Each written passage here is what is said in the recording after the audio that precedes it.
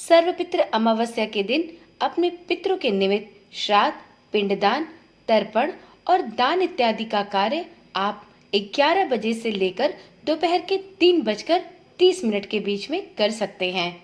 ओम नमः शिवाय। जय श्री कृष्णा। आप सभी का सनातन धर्मसार चैनल पर बहुत बहुत स्वागत है। इस वर्ष 18 सितंबर से श्राद्ध पक्ष की शुरुआत हुई थी, जिसका समापन आश्विन माह के कृष्ण पक्ष की अमावस्या तिथि को होता है। इस दिन को सर्वपितृ अमावस्या या आश्विन अमावस्या के नाम से भी जाना जाता है। दृक पंचांग के अनुसार इस वर्ष 2 अक्टूबर को सर्वपितृ अमावस्या है। सनातन धर्म में घर के मृत पूर्वजों को तर्पण, श्राद्ध और पिंडदान करना बेहद महत्वपूर्ण माना गया है। मान्यता है कि इसके बिना पितरों की आत्मा को शांति नहीं प्राप्त होती। पितृपक्ष के दौरान घर के पूर्वज धरती लोक पर आते हैं और श्राद्ध, तर्पण इत्यादि से प्रसन्न होकर अपने परिजनों पर अपना आशीर्वाद बनाए रखते हैं। चलिए आज की वीडियो में जानते हैं सर्वपितृ अमावस्या की सही तिथि और इस दिन किन लोगों का श्राद्ध करना चाहिए। साथ में वीडियो में ये भी जानेंगे कि श्राद्ध करने का सबसे सही और उचित समय क्या होगा। दृक पंचांग के अनुसार आश्विन माह कृष्ण पक्ष की अमावस्या तिथि का आरंभ 1 अक्टूबर 2024 को रात्रि 9:34 पर होगा और 3 अक्टूबर को सुबह 12:18 पर समाप्त होगा। इस प्रकार से उदया तिथि को देखते हुए सर्वपितृ अमावस्या 2 अक्टूबर को मनाई जाएगी। इस दिन कुतुब मुहूर्त होगा दोपहर के 11:45 से लेकर दोपहर के 12:24 तक। वहीं इस दिन रोहिणी मुहूर्त होगा दोपहर के 12:34 से लेकर दोपहर के 1:34 तक। इस दिन अपराह्न काल में 1:21 से 3:43 के बीच में भी पूजा का शुभ मुहूर्त मिलने वाला है। मित्रों, सनातन धर्म में सर्वपितृ अमावस्या का विशेष महत्व है। इस दौरान पितरों की पूजा विधिवत रूप से करने से पितृ प्रसन्न होते हैं और उनकी कृपा भी घर परिवार के सभी सदस्यों पर बनी रहती है। ऐसा माना जाता है कि सर्वपितृ अमावस्या के दिन अगर विधिवत रूप से दान पुण्य भी किया जाए तो पूजा का सीधा फल पूर्वजों तक पहुंचता है और उनकी आत्मा को शांति मिलती है।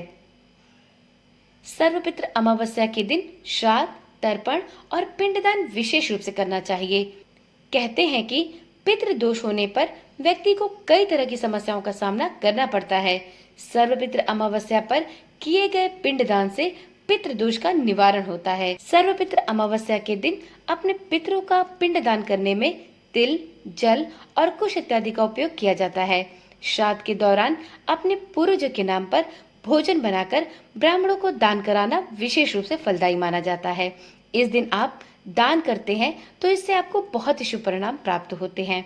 आप इस दिन अन्न, वस्त्र, धन इत्यादि का दान कर सकते हैं। आप इस दिन किसी भी मंदिर जाकर भगवान विष्णु और अपने पितरों का पूजन अवश्य करें। वीडियो में अब जानते हैं कि सर्वपितृ अमावस्या के दिन अपने पितरों के निमित्त पूजा पाठ करने का सबसे उचित और सही समय क्या होगा। तो मित्रों, 2 अक्टूबर को सर्वपितृ अमावस्या के दिन अपने पितरों के लिए यदि आप श्राद्ध, पिंडदान या दान पुण्य का काम करना चाहते हैं तो इस दिन आप दोपहर के 11 बजे से लेकर दोपहर के ही 3:30 के बीच में यह सब कार्य कर सकते हैं।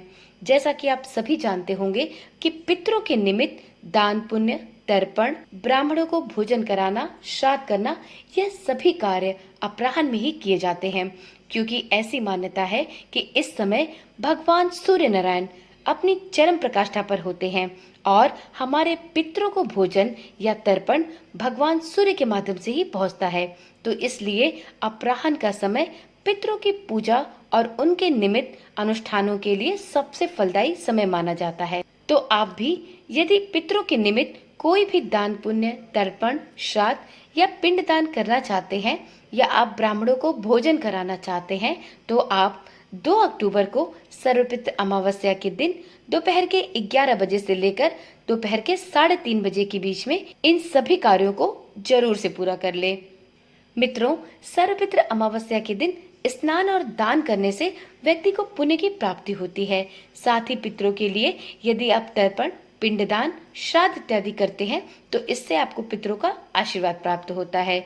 और साथ में यदि आप पितृ दोष की समस्या से जूझ रहे हैं तो आपको इससे भी मुक्ति मिलती है। तो इस पितृ अमावस्या पर अपने पितरों का श्राद्ध करने के साथ साथ दान पुण्य भी अवश्य करें।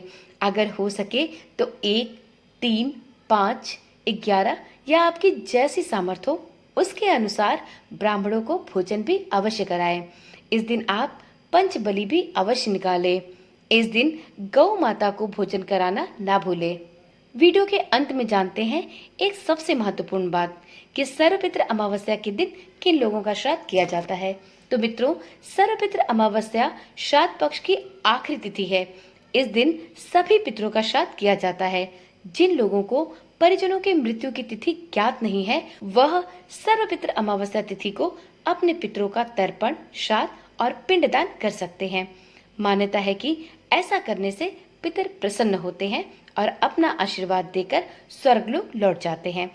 तो यदि आपको भी अपने मृत पितरों का श्राद्ध करना है और आपको उनकी मृत्यु तिथि याद नहीं तो आप सर्वपितृ अमावस्या अर्थात 2 अक्टूबर के दिन उनका श्राद्ध, पिंडदान या तर्पण इत्यादि कर सकते हैं।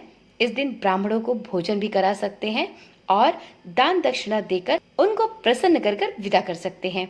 तो चलिए, आज की वीडियो में इतनी ही जानकारी। कल मिलते हैं एक नई वीडियो, एक नई जानकारी के साथ। यदि आप चैनल पर पहली बार आए हैं तो आप चैनल को अभी ही सब्सक्राइब कर लें और साथ में नोटिफिकेशन बेल को ऑन करना ना भूलें, जिससे इस चैनल पर डाली जाने वाली सभी वीडियोस की सूचना आपके पास सबसे पहले पहुंच सके। ओम नमः शिवाय। जय श्री कृष्णा। राधे राधे।